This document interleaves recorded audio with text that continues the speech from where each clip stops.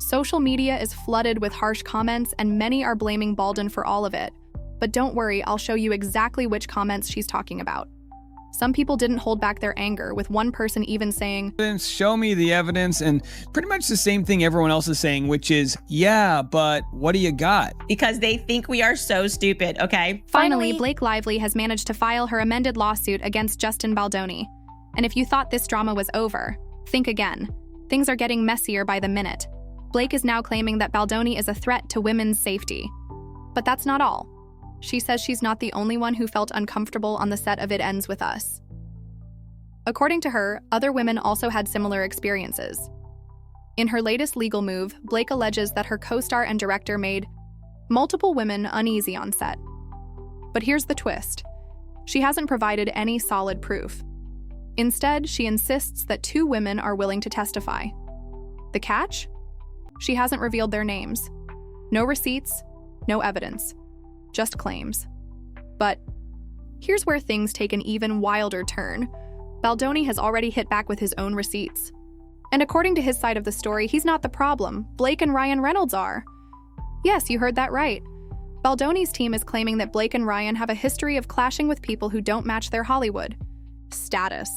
And many are questioning why it took Blake so long to file this amendment, literally submitting it 1 minute before the deadline. Coincidence? Or something else? Baldoni. The latest serious matter, the actress now claims in her amended lawsuit that her It Ends With Us co-star and director made multiple women feel uncomfortable. When you take a closer look at what they submitted, let's just say it's a lot of words, but not a lot of proof. But don't worry, we're breaking down everything Blake has added to the lawsuit in this video, instead of presenting actual evidence. This amendment is filled with Blake's complaints, mainly about the backlash from fans. She's upset over the harsh comments flooding social media and is putting all the blame on Baldoni. But what exactly are these comments? Well, I've got them right here. Some of them are brutally critical, with one person even saying, Line. To Blake Lively's amended complaint that dropped at 11:59. Like, they made us wait until the last possible second to review. One comment takes a direct hit at Blake, saying, Blake Lively thinks she's so smart, but she just exposed herself as cunning and manipulative. After this, she won't be getting any jobs. No one wants to work with someone like her. Another frustrated user called her out, saying, instead of taking over other people's projects, why don't you create your own? If you want to be the director, producer, wardrobe team, and scriptwriter, do it with your own money. A fair question, right? But the most brutal comment of all? Someone straight up called her a liar, narcissistic bully, and extortionist, and now in the latest amendment, Blake has switched up her wording. What was once a smear campaign is now being called a retaliation campaign. A small change in words, but a big shift in strategy. So what's really going on here? Husband are terrible people. It was nauseating to read how you used your power to hijack someone else's work, and not only that, but also to push the harassment narrative. Not just to discredit Baldoni, but as a strategy to strip him of the rights books. But let's be real. Same thing, different name. Now, Blake isn't just claiming she felt uncomfortable on set. Oh no, she's saying other women did too. According to her, they even came to her, sharing their concerns in private. She insists these women were too afraid to speak up, scared of facing the same public backlash she's dealing with now. She now alleges that multiple women on the It Ends With Us set raised concerns about Justin Baldoni's so-called unwelcome behavior, and that they confided in her. But here's the thing, we still don't know who these women are. Blake says she has evidence, yet no actual proof has been shared. What we do know is that, according to her, they're prepared to testify and provide documents during the discovery process, and it doesn't stop there. Blake is now pulling Sony into the mix. She claims that Sony executives, including Andrea Giannetti, were well aware of the situation. They even confronted Baldoni about it, and he allegedly promised to fix things. But Blake says he did the opposite. He ignored their concerns and carried on as if nothing happened. Now here's where things get even juicier. Blake's amended lawsuit paints her as a woman whose entire life has been turned upside down by threats, harassment, Or campaign. Those mean comments, she says that the retaliation campaign, she's changed it from smear campaign to now she calls it the retaliation campaign, because she has to prove retaliation in order to prove the harassment, retaliation. But Exactly. That's the contradiction people are pointing out. If Blake truly has evidence and witnesses ready to testify, why not provide even some proof up front? And if Sony executives were already aware and took action, why is she only pushing this now? The logic doesn't fully add up, and that's why many are questioning if this is a strategic move rather than a genuine case. It seems like she's building a narrative but leaving out key details, whether intentionally or not. I don't know how her professional and personal life was altered. It didn't look that way to me when she was posing on the red carpet with her husband and mocking the situation, but let's go with it. The reason why she's setting this up is she says, now I have to take steps to protect innocent bystanders rather than exposing them to further harm. And let's not forget, Baldoni has already submitted his receipts. So at this point, we're looking at a whole lot of accusations, with nothing solid to back them up. Oh, and Blake didn't just stop there, she went all in on Justin's public image in this lawsuit. She's basically calling him a fraud, saying that he only pretends to be an advocate for women. According to her, he's always preaching about how men should listen and believe women.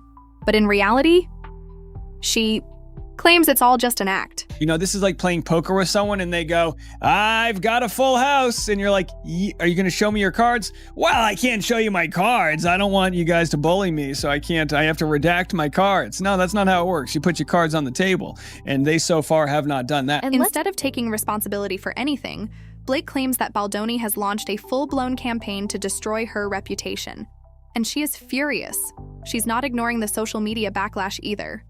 Blake insists that ever since she spoke out, the internet has completely turned against her. And who does she blame? Baldoni and his team. According to her, they've strategically orchestrated a retaliation campaign to make her look bad, fueling the wave of hate she's getting. He claimed that he wanted to end toxic masculinity, acknowledging his own toxic behavior by admitting that there is a woman or two that I, in some way, made uncomfortable by saying something or doing something that was chauvinistic or sexist. There is 1,000,000% probability that that exists, and that he wanted to say he was sorry and would do better. Social media can be brutal, no doubt, but blaming all of it on Baldoni? Now that's a bold move. And just when you think this drama couldn't get any messier, Blake drops another bombshell. She now claims that before all of this, Baldoni was thrilled with her edits on the movie. According to her, he loved her contributions, so much so that he even took credit for some of them. But the moment she accused him of harassment, everything changed. And she claims that because of his retaliation and smear campaign that she has lost so much money. I thought about that. She claims that her social media accounts for all of her brands had to go dark. Why not just turn the comments off? Why not just turn the comments off? Now, Blake is claiming that Baldoni and Wayfarer Studios are erasing her contributions, acting like she never put in any work at all. And let's talk about the money, because this movie wasn't just a hit, it was a massive success. We're talking $350 million at the box office on just a $25 million budget. That's a huge win. And according to Blake, Wayfarer, Justin's studio, was more than happy with her edits when the money was rolling in. But now, it's a different story. Sony released the film's trailer on May 16th. The next day, a Sony executive wrote Miss Lively about the huge response from the public to that release, calling it a beautiful start and thanking Miss Lively for her contributions. On June 19th, 2024, a month later, one of the film's producers described Miss Lively's edit of the film as excellent and her work as truly beautiful. We're still not seeing any solid evidence from Blake, but when it comes to calling people out, she can fill pages with names. Remember Jed Wallace? The guy who sued Blake for dragging him into this mess? Well, guess what? Blake just flipped the script and added him to her lawsuit. She's now accusing him of playing a major role in shifting the public narrative against her. This keeps it sharp, dramatic, and to the point. Let me know if you want any tweaks. On August 11th, after the film's release, Sony executive Miss Janetti wrote to Miss Lively, Blake, $50 million, your blood, sweat, tears, brilliant smarts, heart, and soul in every single frame. My God, it's incredible.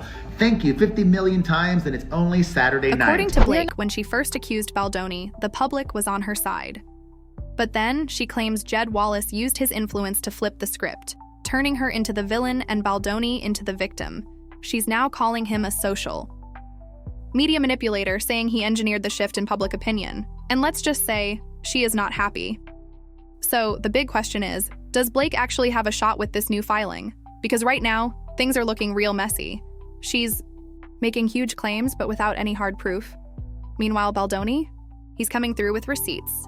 But what do you think about Blake's latest amendment? Let us know in the comments. And if you haven't already, hit that like button and subscribe to stay updated. See you in the next one. This version keeps it engaging, keeps the drama alive, and makes for a strong outro. Let me know if you want any adjustments. 4-0.